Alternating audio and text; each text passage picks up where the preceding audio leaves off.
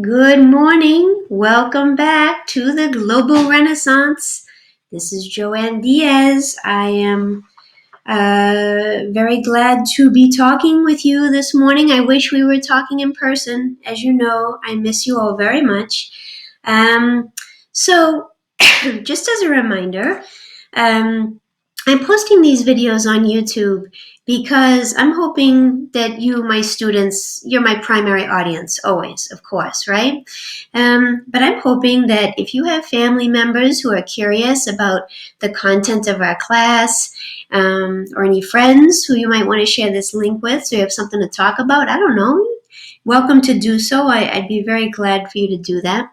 So for those of you who may not be regular members of our class, traditional, this is called the Global Renaissance, right?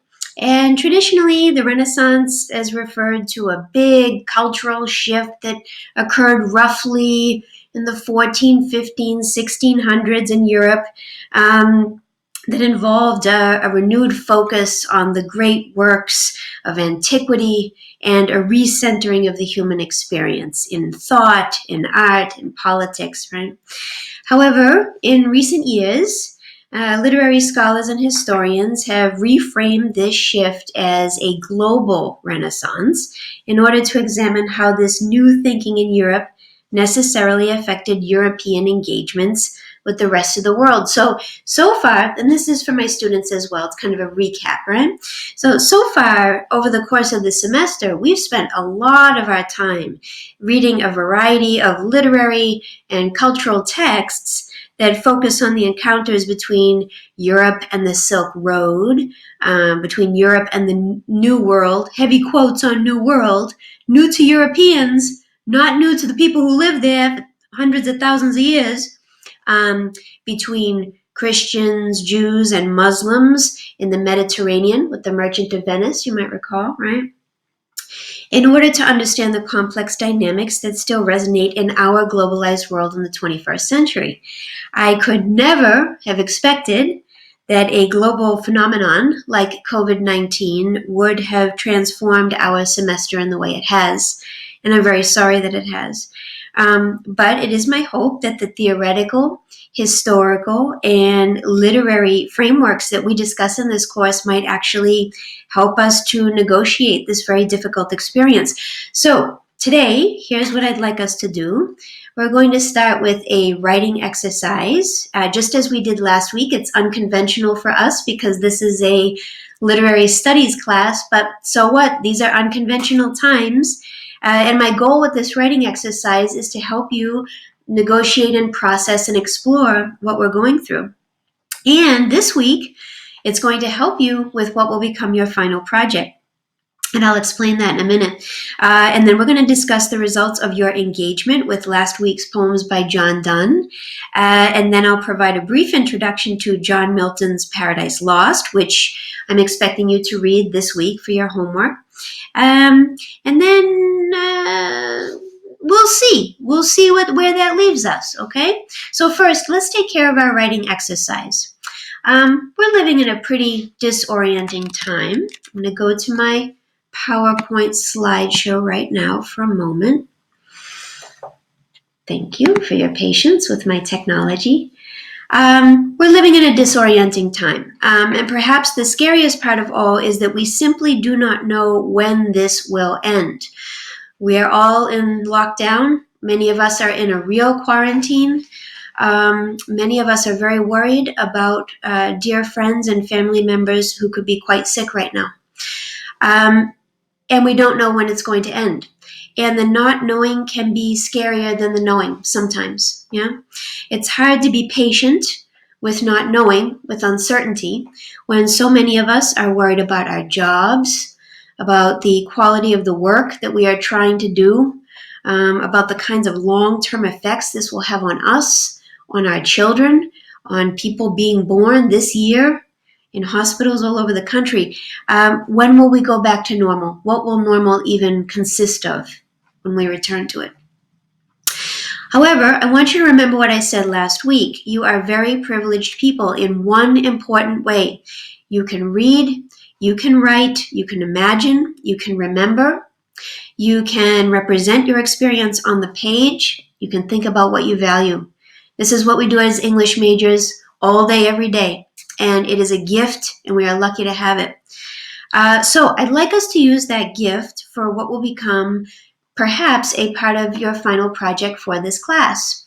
Originally, if we were meeting and we were not at home right now, your final project very likely would have been a scholarly digital archive project where I was going to ask you to engage with a number of scholars and historians and look at a group of materials that engage with globalization. We're not going to be able to do that, obviously. So instead, we're going to do something a little more creative and hopefully a little more valuable in a personal way.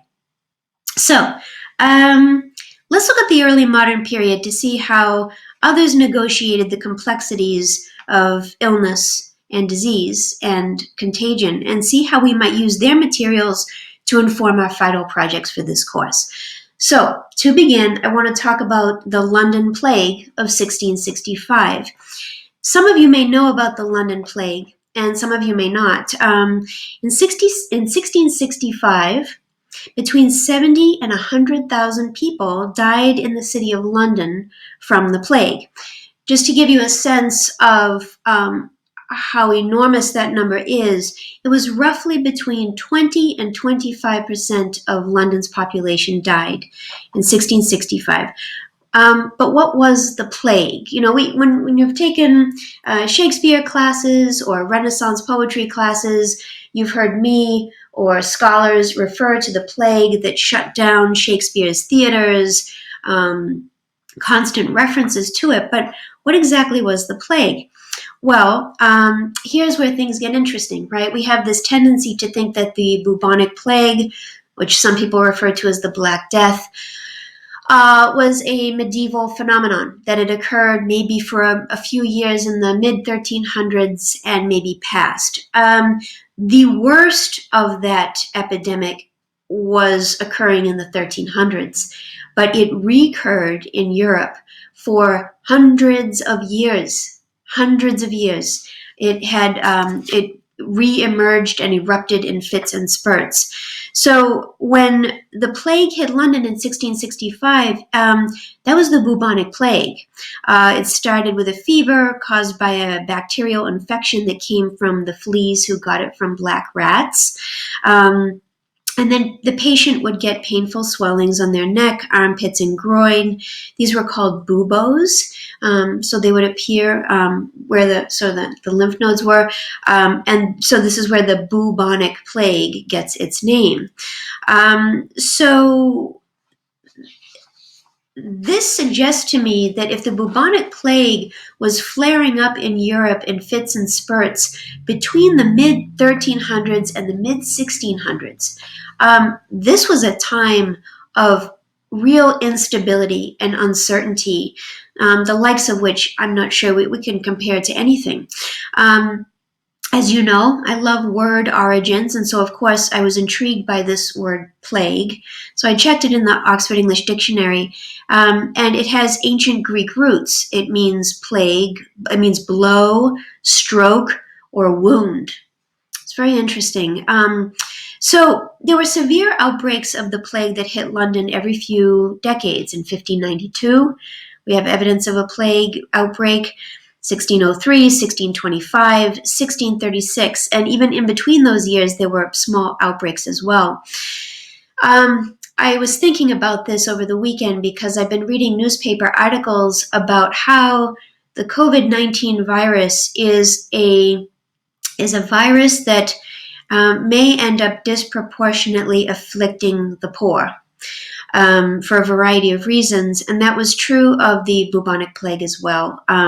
Because so many poor people lived in very cramped living conditions in London, they were very unsanitary, they didn't have indoor plumbing, they didn't have regular access to washing or hot water. They died disproportionately with the Black Death. So why is this important? Well, one of our best documentary pieces of evidence of the Black Death in the 1665 plague is Samuel Pepys. So let me see if I have a little image here for you of Sam. There he is, Samuel Pepys. He cuts a rather dramatic figure, doesn't he? He kept a diary of the plague years in London, and also the Great Fire of London, which occurred in 1666, and is very likely the reason why the plague ended, because it was basically a giant purge of the city. We are lucky to have his diaries from these years, which provide us with some of the best evidence and information we have of the plague from this time. Why would that be? Where were the newspapers? Where were the journalists? Well, it might interest you to know that in the mid-1660s, there really wasn't a free press in London. There was one newspaper, the London Gazette, which was basically a royal propaganda one-page, a sheet of government-controlled information.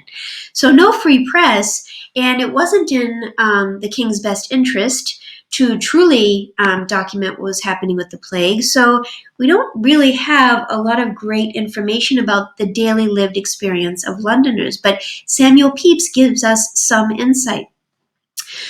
He writes about the plague sporadically over a period of months. You can find his annotated diaries online on the Diary of Samuel Pepys's website.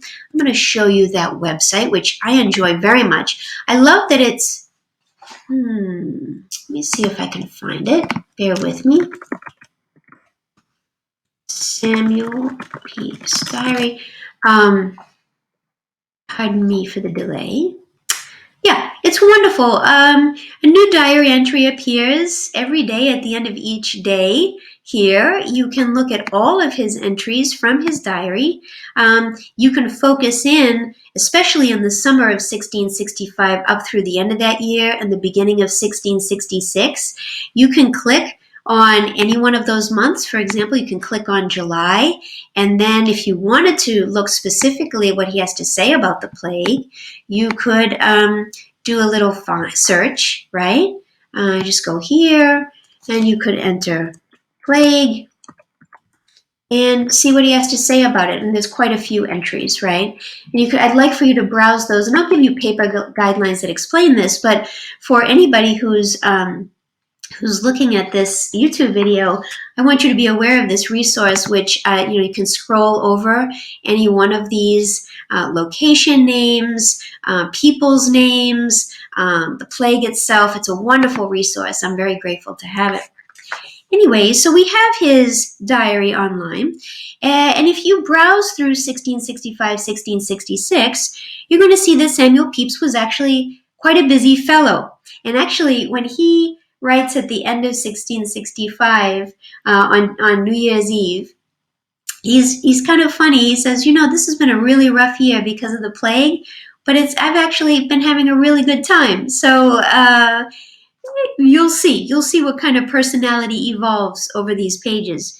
So he's pretty busy. He continues to work. He was a naval administrator, sort of a secretary of the Navy. So he actually held a very important position in the 1660s. You're going to see that he keeps track of the bills of mortality, which were reports of the total number of deaths in London, including a distinct category of the plague deaths. You'll see that he was keeping track of what he ate, what he drank, how often he worked at the office, what he was working on, the rides he could or could not take on the Thames River, the people with whom he met, the goings-on of royalty, what he was wearing, how often he was caught in the rain, which streets were open and which were closed due to the plague, which houses were open and which ones were closed, which weddings he attended, which days were fast days for the plague, whether or not he wants to wear his wig. Remember, don't forget, take a look at that that's a gorgeous wig, right? Very, very dashing. You get a sense of what he was doing from day to day, and that's important. You actually get a sense of what it would have been like to live his life in London in the 1660s. I love reading it. It's very valuable. So why am I sharing this with you? Because this week's reading assignment, thank you for your patience. This week's reading assignment is brought to you by Meg Miner, the archivist for Illinois Wesleyan University. If you have not yet Meg Miner, you should when we all return to campus. What a wonderful human being. And she has a writing prompt that she is sharing with us. Bear with me. So if you click on the link, you're going to see that she has here on the IWU Library blog, she wants to archive everything that we are experiencing at this time. So here's what you're going to need for today's writing assignment exercise. You're going to need your notebook. I have my handy commonplace book here, and a pen or a pencil. That's all you need. I'm going to describe to you what Meg is looking for, and this is going to inform our final projects. Illinois Wesleyan University's Archives is creating a digital record of IWU community members' experiences during the COVID-19 pandemic, beginning with the first campus communication on February 3rd, 2020, and extending through the time that in-person activities resume on campus. Current IWU students may complete this brief form or submit reflections by the methods below. Everyone in our community is invited to share reflections on this global public health emergency. And she's keeping it wide open. Look at how wide open these questions are. What are you doing during your time away from campus? How are you staying connected with people you care about? Where are you getting information about IWU, your extended community, and the larger world? How is distance learning affecting your perspectives on your classes? That's good. How is telecommuting affecting the way you view your work? Anything else you'd like to share? Now, here's what I like about what Meg Miner has proposed. You can certainly write about this, which I would encourage you to do. I love when people write in longhand or on their computers or whatever. But look, she's also suggesting that you try an audio recording or a video recording. You might include photographic images of physical art that you create. And you've already done that because in a few minutes, you're going to see the activities that you all did last week, which I loved very much. I'm going to share those. Or copies of digital art or performances. Kind of interesting, right? So she includes a form here where you can correspond with her, submit your materials. So Meg, God, she's so great. She's so enthusiastic about showcasing the work of Illinois Wesleyan students. She has things in the IWU archive like letters that people wrote to each other during World War I, World War II. She's got scrapbooks in there that people kept during tumultuous times, photographs, memorabilia. She's amazing. So this is something that you can do with your time that is productive.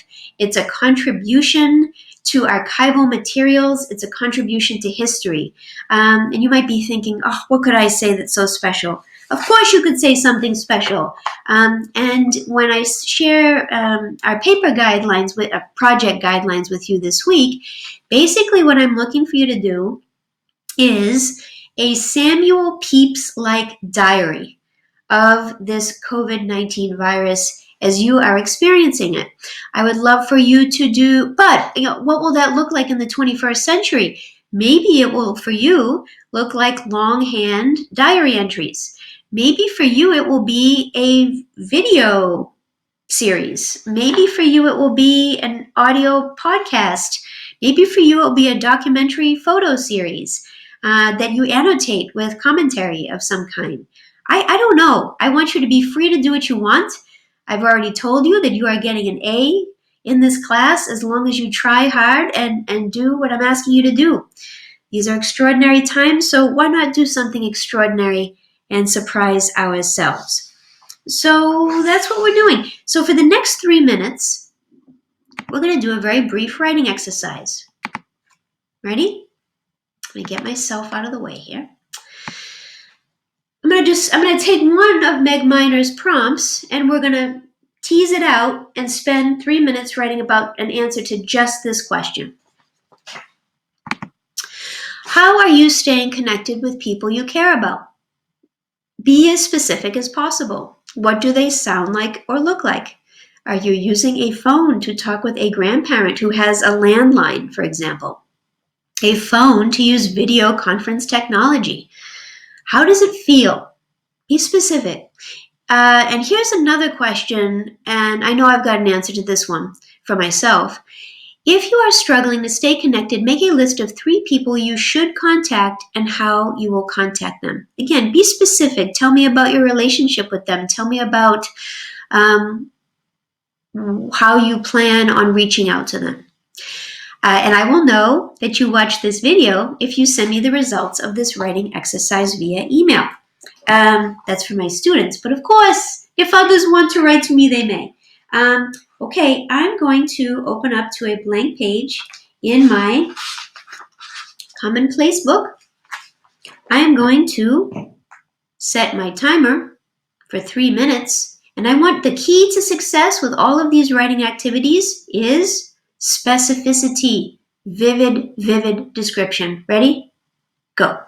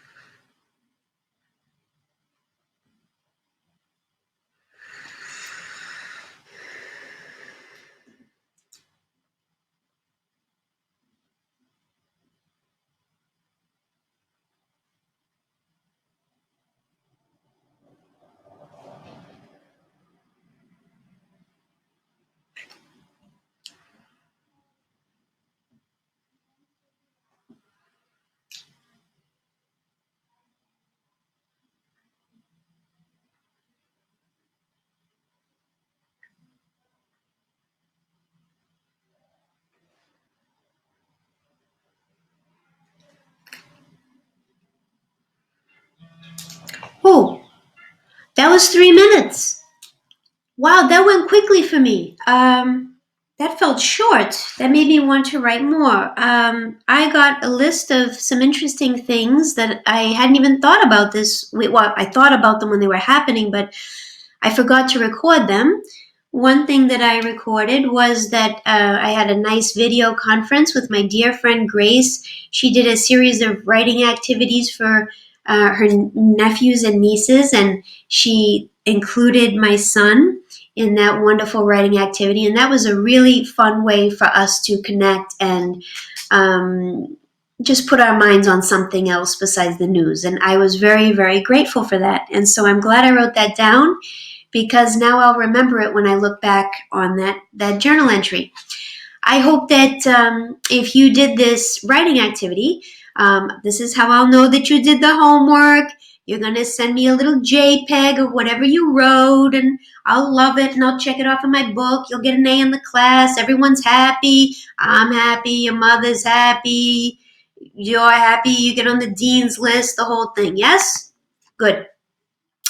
Let's move on. So that is the type of activity that if you did it just even for 10 minutes every day, if you did some diary-like entry, or you went out into the world and took a little video each day, or you took a few photographs each day, and then you compiled and edited those at the end of the semester, I'd like those to be our final projects to see how we're making sense of this really unusual time.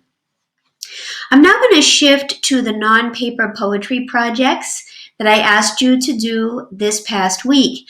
As you might recall, you had several John Donne poems to read from our new syllabus, and I asked you to use one phrase or line from one of his poems and write it on some material that wasn't paper. And boy, did I love the results. Now, why did I ask you to do this? Well, as I said last week, in the Renaissance, people were writing on non-paper materials all the time, frankly, because paper was not as available and as cheap as it is for us today, but also they loved the written word. They were all writing poetry all the time. Literate people loved it. They just loved engaging with it on all kinds of materials. So look at what some of you have done. Megan Baker. Oh my God, let's start with Megan Baker. She, as I told her already, she's going to sell this idea to like Napa Valley, because if I saw John Donne's poetry on a bottle of wine, I'd want a case all for myself. Look at this. I'm going to see if I can play this video. Oh, it's not allowing me to play the video. But basically, she painted, "What merchant ships have my sighs drowned?" And she has a video of herself like turning the bottle so you can see it. Like she painted this beautiful nighttime ocean scene and with this awesome font that she's using to paint. I just love it. It's so great. It's amazing. Oh, bravo to Megan. Gabrielle Gaderi.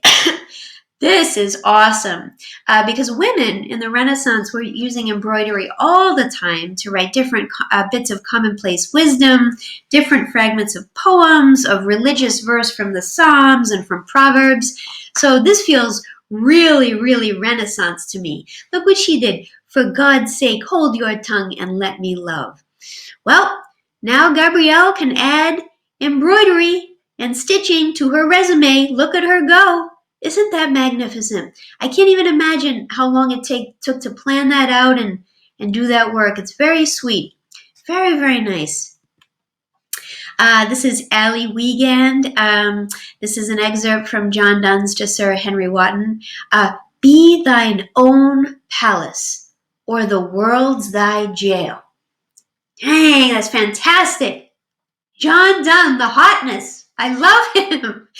This man, imagine if you just saw that as you were walking on the sidewalk and you had no context for you, like, what did I just see? "Be thine own palace, or the world's thy jail." That's fantastic. We have a tendency to be so self-critical and to be always trying to improve ourselves, that suggesting that something's deficient in us.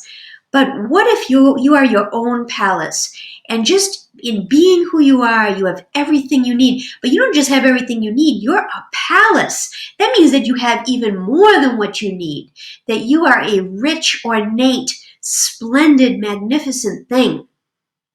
And that if you don't think of yourself that way, the world is your prison. Oh, like I could just meditate on that for the rest of my life, and I would have plenty to think about. Thank you, John Donne, and thank you, Ali Wiegand. Grace McAvoy is ready for Etsy. I'm going to move my head out of the way here. Look at what she did. Isn't this nice? Oh my God. "This bed thy center is, these walls thy sphere." She didn't just go and make a pillow. She made a pillow and a wall decal. She is going to sell this stuff. There are people in Brooklyn who want this right now. I love this. She's using the space of the bedroom, the materials of the bedroom, And again, isn't that nice how it relates a little bit to Ellie Wiegand's, which is basically saying, make yourself your own palace. Take the shapes that are outside in the world and internalize them, right? That's the same thing that he's doing in the poem, The Sun Rising, a beautiful waking up poem, or Obad. That's what it's called, an Obad.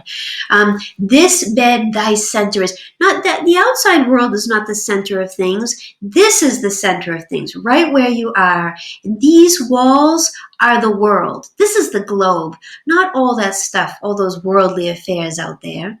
Wonderful work, Grace. Thank you for that. I love the use of natural materials with Emma Cottrell. Rob me, but bind me not, and let me go. Rob me, but bind me not, and let me go. That's from John Donne's The Indifferent. Very nice use of twigs. I was doing some of this work myself on a walk with my family, just writing with whatever twigs had fallen. Very nice idea. Very interesting. I'm going to move myself out of the way again. This is Eva Natiel. Beautiful. She's using chalk, a very simple material. And this is very nice, beautiful sunset photograph of the Illinois Wesleyan campus. I believe that's the library. And she just wrote on a bench, love all alike, no season knows, nor clime. That's nice because I like the way it feels appropriate. The photo and materials feel appropriate to the line. Love all alike, no season. We feel like we're in a very unique season right now, but love is going to transcend this season. Love is going to transcend the climate, the weather, the temperature. It's going to last forever. Isn't that a wonderful sentiment? Thank you, Eva. So those are just a handful. I mean, so many. In the interest of time, I only selected a few. I'm sorry I'm not sharing all of them. And I shared whatever I had by last night. But thank you to all of you who shared those materials. And I have another activity for you this week that I hope you'll share with me as well. And I'm looking forward to seeing those. But you have to wait. You have to watch the whole video to know what the next activity is. All right? So I want to spend a little bit of time talking about John Donne, just for a few minutes, because I want to use John Donne as a hinge before we get to John Milton. Last week we looked at valediction forbidding mourning, and I guided you through some very specific kinds of reading activities. Reading for nouns, reading for verbs, reading for adjectives, reading for diction, reading for rhythm and rhyme, because I don't assume that you read Renaissance poetry all the time. I don't assume you love it, but there are ways to learn how to love it through close reading, and I hope that some of those tools were of use to you. I'd like to spend a few more minutes on John Donne and focus this time on the canonization. Paige Dickinson and several others had some very, very enthusiastic Moodle responses to John Donne. The Sun Rising, the canonization, Good Friday 1613 really seemed to appeal to a lot of you, and I'm glad that you enjoyed his work. So thus far in class, I just want to talk about the hinge that we're having in the class in the next week or so. Thus far in class, we've been spending a lot of time talking about how authors build worlds, right? So we started with Thomas More's Utopia. We've talked about the fantasy of an Edenic space or green space when we looked at Walter Raleigh, Martin Frobisher, Francis Drake. As I said, we've talked about encounters with the Muslim world with Christopher Marlowe's Tamerlane and the Jewish people of the Mediterranean with The Merchant of Venice. We also talked about race and empire as it relates to Ben Jonson's The Mask of Blackness and The Mask of Beauty. So for more than half of the semester, much of what we've been reading has guided us toward questions about emerging categories of race and ethnicity in the early modern period. And I felt it was very important to set that up because that was a huge concern for Renaissance authors. This week and for the next couple weeks with John Milton, we are shifting our priorities a little bit to think about space, about mapping, about cartography and cosmography. And in my mind, this is still globalization. This is still a big part of the worldview that was shifting radically in the 15 and 1600s. So I want to shift now to Lisa Gorton. I love her essay on Donne's use of space so much. Not only is she writing about beautiful things, her writing is beautiful. She actually is a poet in her own right, a very good poet, and I think maybe some of that comes through in her critical writing. At the beginning of that essay that I shared with you, she says this paper is about Donne's spatial imagination, its cosmographic assumptions, and its many contradictions between old and new ways of imagining the cosmos, between cosmographic and cartographic ways of imagining the world, and between his spatial imagination itself and his narrative voice. That's very nicely put. So, as Gorton explains in her essay, John Donne is not the first person to try to navigate the time-space continuum. Plato did it, Aristotle, St. Augustine, Thomas Aquinas. They were all trying to understand space. And they were trying to understand, is it a 3D system full of moving atoms? Is it a series of circles, perhaps concentric circles?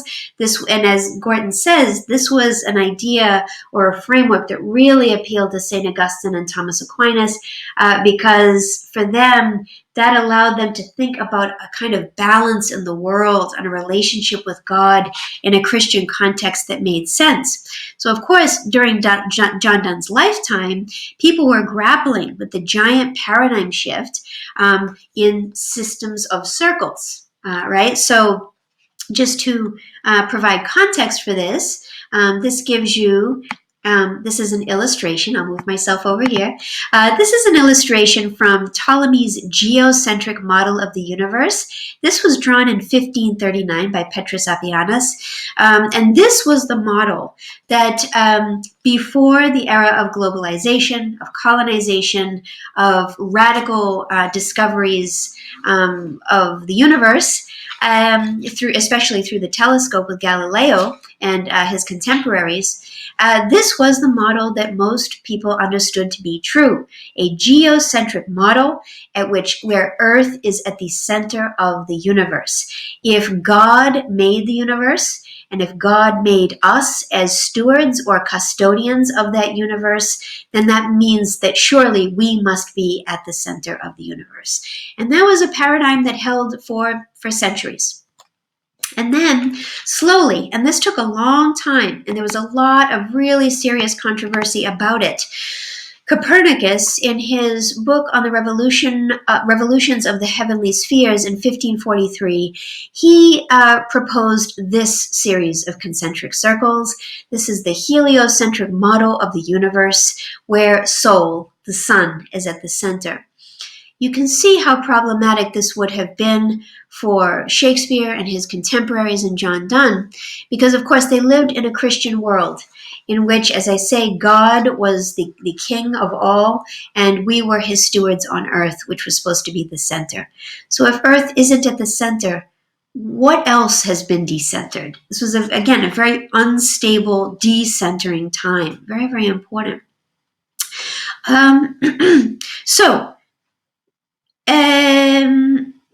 And Lisa Gorton points to this in her essay. Donne's poetry plays upon the uncertainties of the time. He co-opts them to his own uncertainties, his radical changes of perspective, his radical juxtapositions of different perspectives, and his balancing of possibilities. So what I love about John Donne's poetry, and I love a lot, I love everything about his poetry, is that he's like a giant tsunami. He just absorbs all of the competing models and theories of the universe and of the world and of mapping. He absorbs all of it, he embraces all of it, and he allows himself to imagine everything that's possible because of the time period that he lives in. He was not an isolated figure just writing in his little room. He was continually engaged with the scientific discoveries of his time, and I love him for that. He's wonderful. Wonderful. Let's see what else I can talk to with Lisa Gorton. Well, let's look at the canonization for a moment. I want us to read this poem together.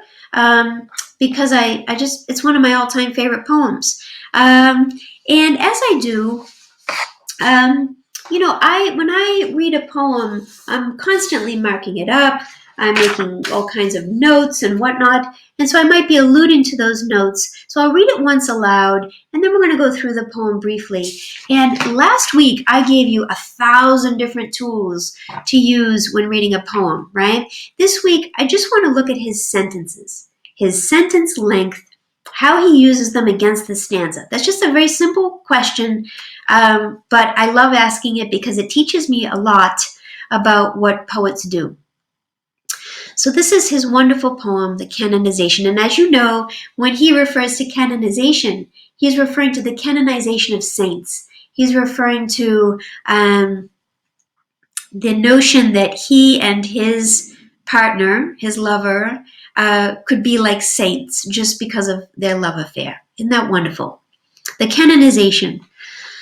For God's sake, hold your tongue and let me love, or chide my palsy, or my gout, my 5 gray hairs, or ruined fortune flout. With wealth your state, your mind with arts improve.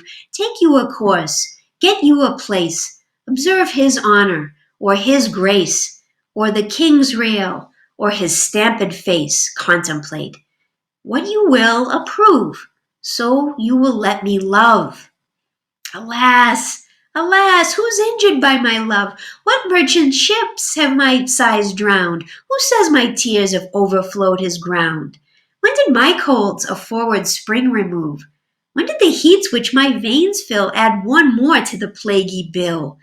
Soldiers find wars, and lawyers find out still litigious men, which quarrels move, though she and I do love. Call us what you will, we are made such by love. Call her one, me, another fly.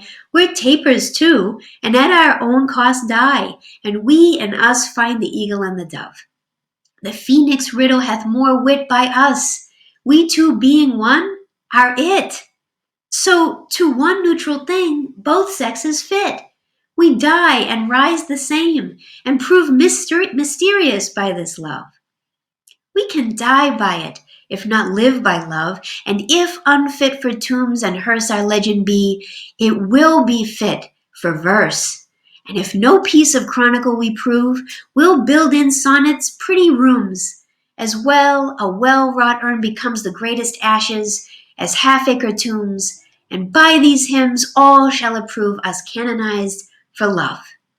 And thus invoke us, you whom reverend love made one another's hermitage, you to whom love was peace that now is rage, who did the whole world's soul contract and drove into the glasses of your eyes, so made such mirrors and such spies that they did all to you epitomize.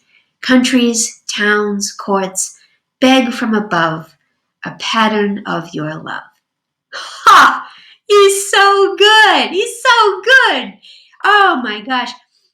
Basically, John Donne is saying to the world, or his poetic speaker is saying to the world, go about your business. And while you're messing around with wars and lawsuits and wealth and worldly whatnot, I'm going to be over here with my lady becoming sanctified by love.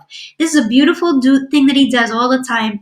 He turns love into a form of devotion. He's not just interested in the sexual or erotic aspects of love. He wants to make love a divine thing, an eternal, everlasting thing, right? And then he goes on, you can make fun of me if you want to for being middle-aged and not having a lot of money, but really, who am I bothering with my love? You can call us whatever you like, but our love is like a religion. And when we die, we're going to rise like the mystery of the resurrection. We're going to rise like a phoenix from the ashes. Whoa, that's so good. We will become saints, and people will write poems about us. And if our saint's legend is unfit for tombs, it'll be fit for poetry.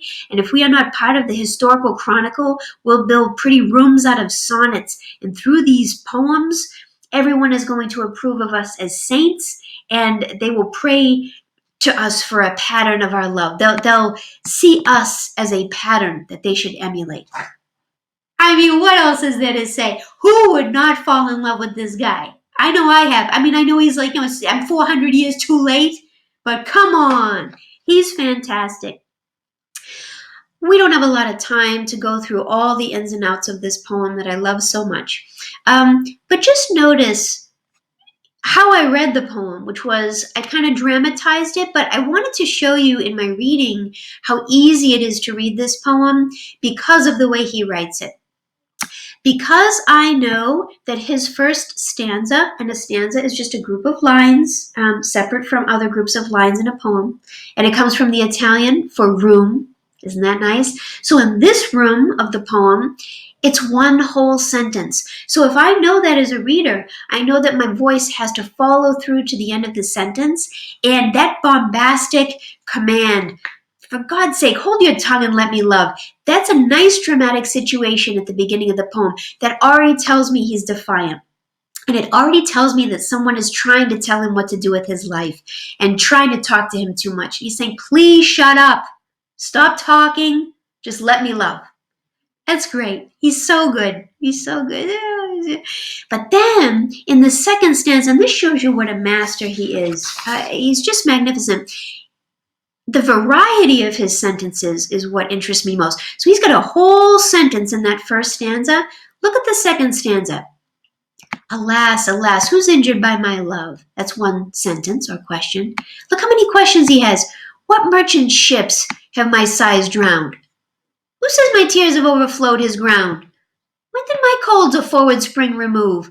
When did the heats which my veins fill add one more to the plaguey bill? When has my loving someone added a name to the plague bill?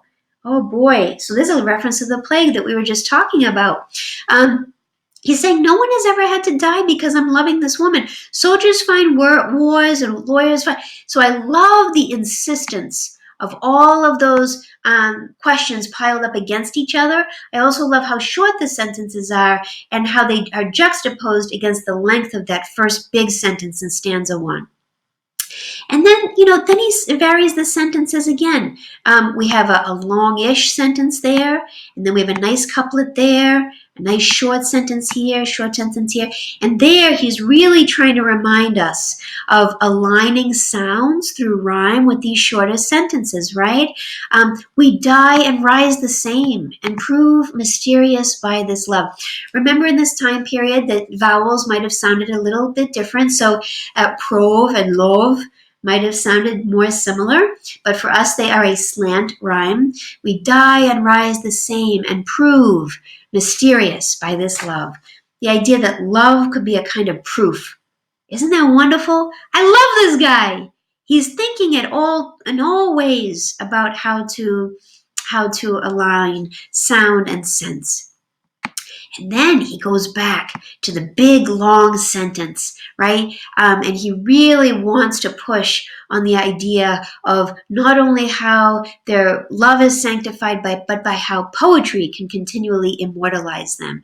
And then how the poetry will allow them to be immortal, and then people will read the poems and want to find a pattern of that love. And as it turns out, he's right. He's right, because here we are in 2020, reading the poem, wanting to be loved and loved the way he's loving. That's great. He did it. Talk about a drop the mic moment. We love you, John Donne. What a spectacular human being. Oh, I love John Donne. I'm so glad that you had the chance to read just a handful of his poems, because he is something else. So thank you for that. Thank you for engaging with him. So special. Okay, I'm going to jump ahead in the interest of time. We've got to prepare for this week's reading. We are going to prepare for John Milton, and I'm going to do my best to keep this tight. Over the next couple of weeks, I wish that we could have read all of John Milton's epic, his great epic Paradise Lost, as a group. You know that we were going to have a Paradise Lost readathon. Someday I'll do that. I know I will. Someday, but not this time. But you can at least read some selections, because the way he writes is unlike anything else on our syllabus. And just to get a taste of it, I think is still worth it. John Milton was born in 1608. He died in 1674. So he's a couple of generations younger than John Donne and William Shakespeare, just to give you some context. And he was truly a genius. I can't say that I'm in love with John Milton the way I am with John Donne, but that's okay. I can still recognize that he was a phenomenal, great mind. And let's just think about his historical context for just a moment. I need a sip. Hold on.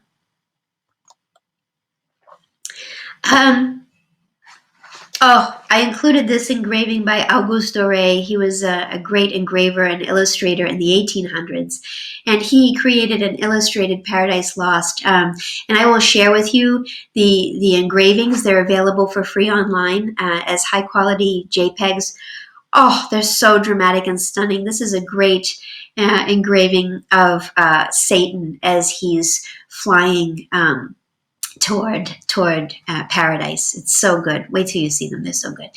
So what was John Milton living through? One of the big things that you're going to see in the excerpts of Paradise Lost that I'm asking you to read is that this is a book about fallenness, about what it means to be humans that are in a fallen state.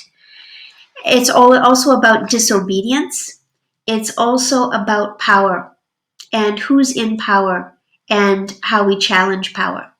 Very interesting. There's a lot of things. It's about a million other things as well, but those are some of the really important preoccupations of Paradise Lost. So what does Milton live through? He lives through, he's born into the reign of King James, who we've talked about a great deal in this class.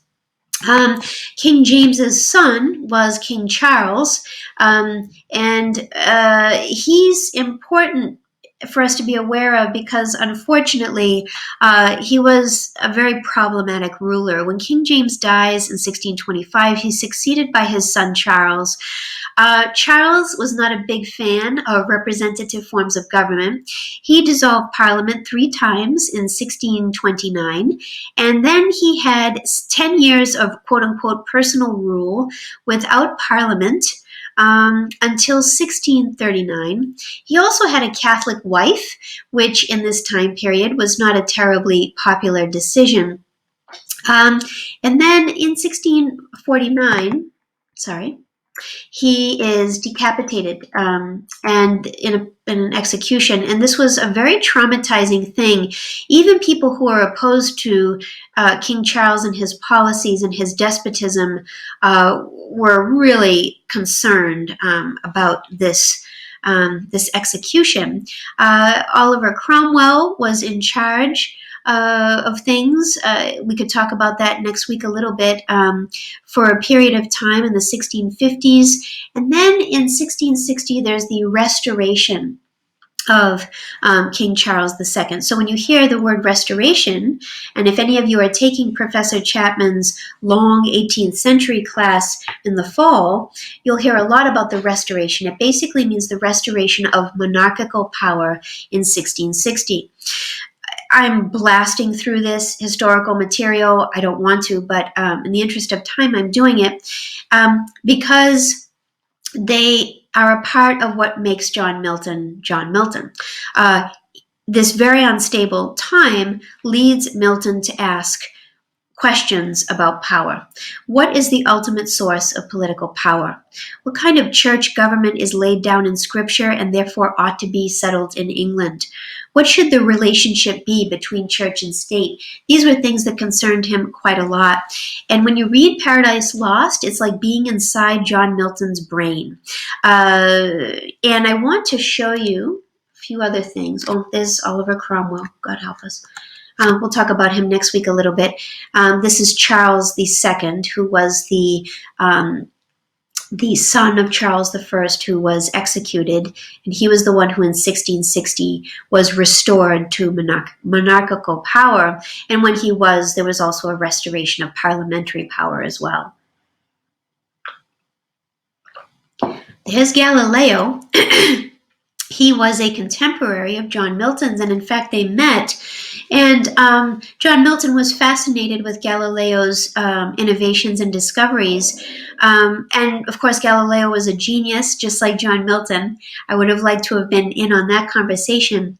But they shared something else in common. They both went blind.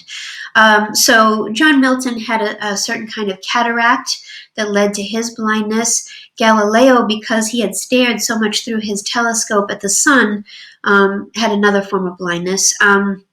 And so they share that in common. And actually, Galileo pops up a number of times in Paradise Lost, which is quite interesting. We can talk about that next week. When you read the excerpts from Book 1 and all of Book 4 this week, you are going to notice how eloquent and charming and amazing Milton's depiction of Satan is. Well, what is the story of Paradise Lost? I can tell it to you in a nutshell. You also have our Excel spreadsheet that I shared on Google Drive that includes a summary of all of the books of Paradise Lost. I provided that to you weeks ago for our sign-up sheet. You can read through that to get a sense of what the whole epic is about. It's about many, many things. But in the briefest of outlines, it narrates the story of how God created the world out of chaos and utter darkness, how he had a whole team of thousands and thousands of angels in heaven with him before he created man, and how Satan, which is Greek for adversary, he was actually one of God's most beloved angels. He was very, very close to God. And Satan wanted to be equal to God. And God wanted Satan to be beneath him. God wanted a very fixed hierarchy of angels where God would be all-knowing and the angels would be at his behest. And Satan did not love that idea. And he challenged God, and God said, "No, I will be in charge." And then Satan assembled a group of rebel angels, and they fought against God, and they lost. And because they lost, they are doomed to spend the rest of their lives in hell. And so that's where Book 1 begins. It begins with Satan and his rebel angels, frankly, just burning in a lake of fire in hell, and it's horrible. And Satan is not going to stand for this. He's like, I don't have time for this. I can't stay in hell forever, especially when he's known the greatness of God's love. So he assembles his angels, and they decide how they are going to exact their revenge against God. And they decide that when God creates his humans in paradise, that they will corrupt those humans. And that's the way that they can get to God and really unnerve him. So this is also a story about choice, about free will, about grace, about destiny. And as I said, about fallenness, what it means to be fallen humans in a belated post-lapsarian world. So, William Blake has this very famous quote about why Satan is so awesome in Paradise Lost. And he's absolutely amazing. You're going to love him. William Blake, the great romantic poet, writes, "The reason Milton wrote in fetters when he wrote of angels and God, and at liberty when he wrote of devils and hell, is because he was a true poet and of the devil's party without knowing it." So William Blake is suggesting that when Milton writes about Satan, he is eloquent, he is grand, he's heroic, he's tragic, he's awesome. And when he's writing about the angels and God in heaven, it's a little bit more staid, a little bit more conservative and constrained. And I think Blake, like many scholars and readers that have followed Milton, have the idea that maybe Milton liked Satan a little bit more, or at least thought of himself as aligned with some of Satan's great tragic sort of epic qualities, which is kind of interesting to me. So we have to talk about allusiveness, about blank verse, about Milton's grand style. When you engage with his style at first, you may not know what to do with it. So let me give you some clues into the epic style of Milton. To do that, though, I have to read Homer. Milton, when he's writing Paradise Lost, is very aware of his lineage from Homer, from Virgil, from Dante, from Edmund Spenser, all of the great epic writers before him. He was always engaging with them in Paradise Lost, and he wanted to one-up them. He wanted to do even better. He wanted to write the greatest epic, certainly ever in English, but maybe ever written, period. I would argue he probably succeeded, and perhaps you'll disagree, but you can see. Look at these opening lines from Homer's Iliad. Rage, goddess, sing the rage of Peleus' son Achilles, murderous, doomed, that cost the Achaeans countless losses, hurling down to the house of death so many sturdy souls, great fighters' souls, but made their bodies carry on, feast for the dogs and birds, and the will of Zeus was moving toward its end. Begin, muse, when the two first broke and clashed, Agamemnon, lord of men, and brilliant Achilles. So look what he's doing there. He's saying, begin, muse. Here's where you start the poem muse. So Homer is channeling the muse of poetry and epic to help him tell his story. So he is merely the vehicle through which the story is being told. He is asking for the help of the muses. Sing to me of the man, muse, the man of twists and turns, driven time and again off course. Once he had plundered the hallowed, and this is from the Odyssey, excuse me. This is the second book that Homer writes, right? He's asking for the muses' help again. Sing to me of the man, muse, the man of twists and turns, driven time and again off course. Once he had plundered the hallowed heights of Troy. Many cities of men he saw and learned their minds. Many pains he suffered, heartsick on the open sea, fighting to save his life and bring his comrades home. Beautiful. Look at what Virgil does thousands of years later in the Aeneid, which is the story of Aeneas and the fall of Troy and the establishment of Rome. I sing of arms and a man. His fate had made him fugitive. He was the first to journey from the coasts of Troy as far as Italy and the Lavinian shores. Across the lands and waters he was battered beneath the violence of high ones, for the savage Juno's unforgetting anger, and many sufferings were his in war until he brought a city into being. And so there's this tragic nature of Aeneas, but this sense that he might create something, right? So that's a nice sort of way in which Virgil is bringing in some echoes from Homer, but creating something new. Look at what Edmund Spenser, he was a great poet of Shakespeare. He preceded Shakespeare by a few years. He wrote a great epic called The Faerie Queene. Look what he writes. Lo, I, the man whose muse whilom did mask, as time her taught in lowly shepherd's weeds, am now enforced a far unfitter task, for trumpet stern to change mine oaten reeds, and sing of knights and ladies' gentle deeds, whose praises having slept in silence long, me all too mean, the sacred muse areads to blazon broad amongst her learned throng. Fierce wars and faithful love shall moralize my song. So he's writing in his Spenserian stanzas, he's asking for the muses to transform him into a poet who writes pastoral poetry into a poet of great epic poetry. Very interesting. Now look at what Milton does in his first lines of Paradise Lost. Of man's first disobedience and the fruit of that forbidden tree, whose mortal taste brought death into the world, and all our woe, with loss of Eden, till one greater man restore us and regain the blissful seat. Sing, heavenly muse, that on the secret top of Oreb or of Sinai didst inspire that shepherd who first taught the chosen seed. So even though this is a very Judeo-Christian story, even though he is very concerned with the story of the Bible, he is doing that thing we've seen multiple times in class where he's merging classical and Christian context to create something new in the Renaissance. And he's asking for the help of the muse to inspire his great work and to help him tell the greatest story of humankind. No small task, but damn it, he does it. He does it. He's so great.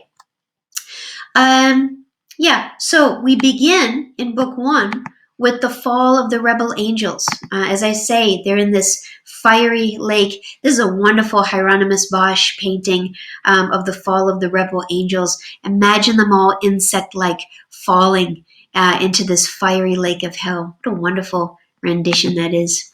Many artists have tried to depict this moment when Satan and his rebel angels must have fallen from hell. Oops, excuse me. Um, that was Peter Bruegel, The Fall of the Rebel Angels from 1562. Look at their wings. Isn't that remarkable? Sometimes they look like butterflies, sometimes like birds. Beautiful. Amazing colors, amazing catastrophe. William Blake, who I referred to earlier, The Downfall of the Rebel Angels. Look how crowded they are, how they're burning in fire. Look at God shooting them down. It's an amazing thing to think about, and Milton spends a lot of time thinking about it. I've asked you to look at a wonderful project run out of Dartmouth College. This is the Milton Reading Room. I don't assume that you have your copies of Milton's Paradise Lost with you. If you do, obviously use them. But if you don't, use this. It's really, really pretty good, pretty helpful. And yeah, it's kind of wonderful. It has some nice annotations that you can click on and figure out what they are, right? Wonderful kind of notes throughout. It's free. It's open to the public. I hope that you will all engage with this. Milton is writing in blank verse. I think we've talked about blank verse before. Look what he says at the beginning. This is called the verse. It precedes his great epic. And look what he says. He says, the measure is English heroic verse without rhyme, as that of Homer in Greek and Virgil in Latin. We just saw them, right? Rhyme being no necessary adjunct or true ornament of poem or good verse, in longer works especially, but the invention of a barbarous age, to set off wretched matter and lame meter, graced indeed since by the use of some famous modern poets, carried away by custom, but much to their own vexation, hindrance, and constraint to express many things otherwise, and for the most part worse than else they would have expressed them. So basically he's saying, it is possible to create great poetry with rhymed verse, but just because something is a rhymed verse doesn't mean it's great poetry. And so he's saying that in his opinion, the best verse to use for a great English epic is unrhymed verse. Unrhymed iambic pentameter. Da-dun, da-dun, da-dun, da-dun, da-dun. Keep in mind, though, we've talked about variety in iambic pentameter. Sometimes he uses enjambment, in which there's no punctuation or end, end stop at the end of a line. Sometimes he uses caesura, which is a deep pause of a period or colon or dash inside a poetic line. Sometimes he flips an iamb into a trochee or uses some other kinds of metrical variation. You'll see how grand it truly is. It's absolutely magnificent. You're also going to see he uses a lot of inverted syntax. What do I mean by inverted syntax? I basically mean that sometimes he's rearranging where nouns and verbs should be placed or where nouns and adjectives should be placed. Don't be tripped up by that. Get used to it. Practice reading this aloud, actually. I think that you'll find that the more you read it aloud, the easier it will get to find the noun, subject, and verb in a sentence. You're also going to see that he has lots of big similes that can sometimes last from several lines at a time, where he compares one thing to another for, 5-10 lines at a time. That's an epic simile, a Virgilian simile. Again, you're going to get used to it because, boy, he does it an awful lot. Don't feel shy about that. The more you read it, the more you'll get used to it. Here are some questions I'd like you to think about. We can return to some of these beautiful drawings and illustrations and paintings later. In the interest of time, I'm going to move forward and get you to start thinking about your modal response and what I'm expecting of you for this week. As you read the excerpt from book one that I'm asking you to read, I want you to start keeping track of what hell looks like and also what hell feels like. It's not just a physical state, it's a psychological state, emotional state as well. I want you to start keeping track of what Satan is feeling and why he feels it.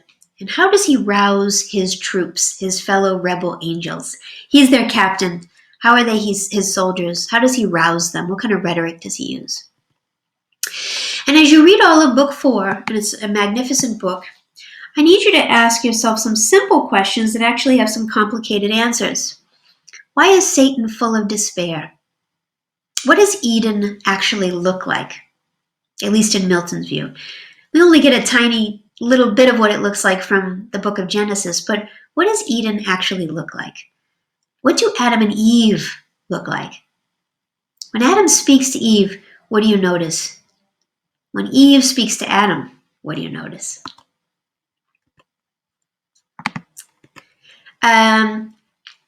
Simple questions, but they're big answers, and I'd love you to answer them in any way you like by using close reading techniques, choosing a passage from Milton that you'd like to address in your Moodle response.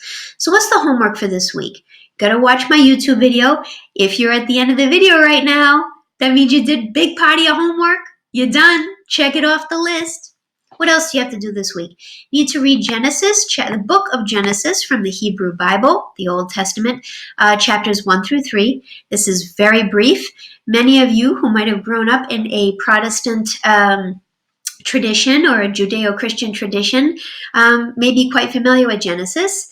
And maybe some of you have never read it at all. This is really, really important to read. You're going to see 2 versions of the creation story, actually, just in these few chapters. And I provide a link here that will take you to the New International Version of Genesis, chapters 1 through 3. However, if you have a Bible at home, you can use that as well. Either way is fine. Homework for this week, please read Paradise Lost, Book 1, lines 1 through 330, and all of Book 4. That's a big chunk, and it's going to take a little bit of time. But if you read it aloud, I think you're going to find that it's a lot more fun. And maybe you have a friend in class that you could read it aloud with. You could set up a video conference and read to each other. I think you will find that to be very beneficial. Post your online response on Moodle by midnight on April 5th, and this is the reward. This is how you know you've done all the work. If you got to the end of the video, here's the activity. Share a video of yourself reading your favorite, maybe 15 to 20 line passage from Paradise Lost. I'd love for you, you're not required to, but I would love for you, if you engage with social media, to share the video on social media and include a brief justification for why you wanted to share these lines with the world. Remember the hashtag IWooEnglish, and if you don't engage with social media, that is totally okay. Either way, just be sure to send me the video via email so that I can enjoy it and understand what brought you to the pleasures of Milton's text. All right? That is it. That is it for me today. I hope you're doing well. I hope your families remain safe and healthy. I hope you'll be in touch if you have questions about this video or any other aspect of the class. And I will be sharing paper guidelines probably tomorrow. I'll share those and I'll let you know when they're up on Moodle. All right. So with that, I will shut off my technologies. I'll bring myself over here and I will say farewell.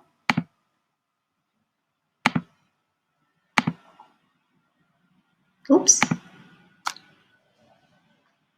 Okay, have a good day. Bye.